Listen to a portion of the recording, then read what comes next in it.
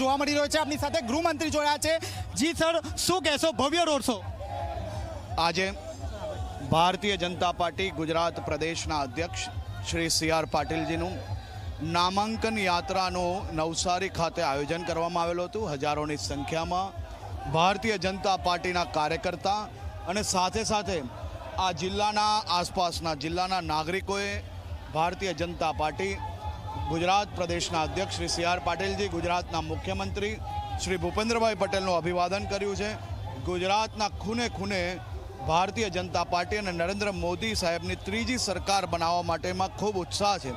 જે પ્રકારે કાશ્મીરથી કન્યાકુમારી સુધી નાગરિકોએ એક ઉત્સાહપૂર્વક એક સંકલ્પ લીધો છે કે આ વર્ષે દેશના સૌ નાગરિકો સાથે મળીને એક નવો ઇતિહાસ બનાવશો, તેમાં જ ગુજરાતની જનતા બી આમાં ઉત્સાહપૂર્વક ગુજરાતની તમામ સીટો પર વિજય મેળવવા માટે ગુજરાતની જનતા એક સંકલ્પ લઈ લીધો છે। આજે કુલ મળીને 22 જેટલા ઉમેદવારોએ ફોર્મ ભરી ચૂકેલા છે। આજે દેશના લોકપ્રિય ગૃહમંત્રી આદરણીય શ્રી અમિતભાઈ શાહ સાહેબની સાણંદથી લઈને ગાંધીનગર લોકસભામાં ખૂબ જ મોટી લાખોની સંખ્યામાં એક રેલી, એમનું અભિવાદનનું કાર્યક્રમનું આયોજન કરવામાં આવ્યું છે, જેમાં લાખોની જનમેદની એકઠા થઈ છે।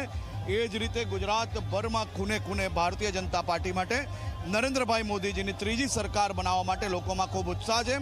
સૌ લોકો સાથે મળીને એક ઇતિહાસ લખવા જઈ રહ્યા છે અને દેશના વિકાસને આગળ વધારવા જઈ રહ્યા છે। કેટલી લીડથી જીતશે?